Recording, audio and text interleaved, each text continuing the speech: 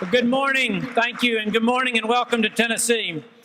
I can't ever be introduced in a setting like this without recalling one of the first things that happened to me as governor. About 4 years ago, there was our adjutant general for the Tennessee National Guard called me and said, "Governor, I need you to be at such and such hotel on Saturday morning. It's the annual meeting of our Tennessee Guard." And kind of whined a little bit, and I said, "General, had a campaign and transition, just got in office. This is actually the first day off that I've had planned in like months. And my daughter's coming in town. Do I need to come?" He said, "Governor, you need to come." And so I'd kind of underestimated what the event was like. And I walked into a ballroom that's not quite this big, maybe half this size. And I'm standing at the back with the sergeant at arms. And the room is filled with the men and women of the Tennessee National Guard. And pretty soon, and they're all, with their companies and in order, and everybody's in uniform. And then all of a sudden, this voice of God comes on over the loudspeaker and says, "Ladies and gentlemen, please welcome the Commander-in-Chief for the Tennessee National Guard."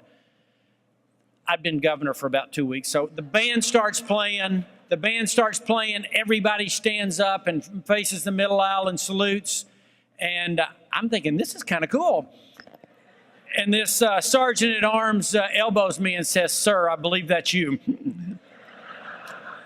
So after 4 years of being in office, I'm slowly picking up on the cues. By the way, welcome to Tennessee. You are in for a great treat. Not only are we the volunteer state and have a proud military tradition, but we do a little music as well. And I see you have one of our best, Martina McBride, entertaining you tomorrow night. I'll tell you a story. The governor's residence is kind of catty corner from where Martina lives. So she's kind of to the side and back of where we are. And in our neighborhood, there's a lot of country music stars and other entertainers who live there. And so the tour buses come through all the time.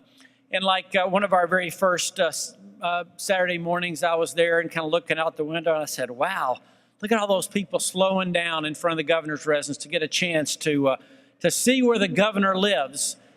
And my wife said, "They're just slowing down so they can stop in front of Martina's house." But we're thrilled to have you here, and I won't take long, but I want you to know how important it is that you are here.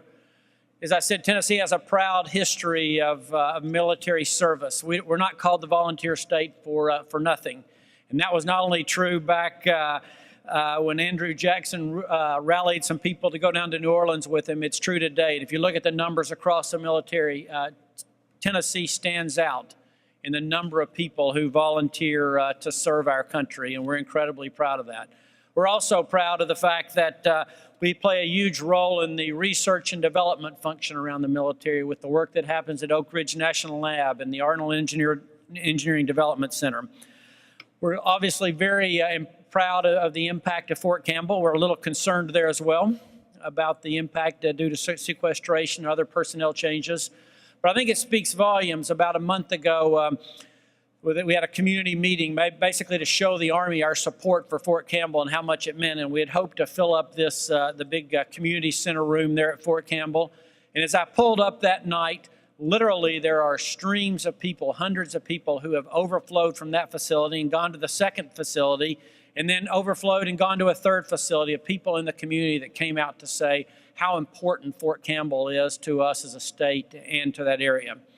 But I'll leave with this thought. When I was first running for governor, I took the time to try to go around to all the institutions and entities around the state that I thought were important. And so I started spending some time at Fort Campbell. And I ended up with a group of retired officers who lived up in the Clarksville area, who I kind of took on as advisors to help me understand not just what the Army was doing, but the impact of Fort Campbell in the community. And one day at lunch, I was sitting there talking with them, and I realized that there were 10 or 11, like I said, retired officers there. Every one of them had been obviously stationed in places all over the world, and none of them had grown up in Tennessee.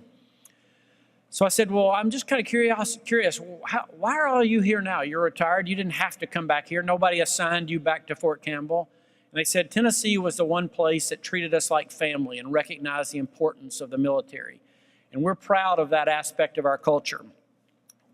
I had a chance to be in Afghanistan a couple of months ago, and then back a couple of years ago as well. And I can't tell you how impressed I was with the quality of the work being done by the men and women serving us there, and by the commitment level.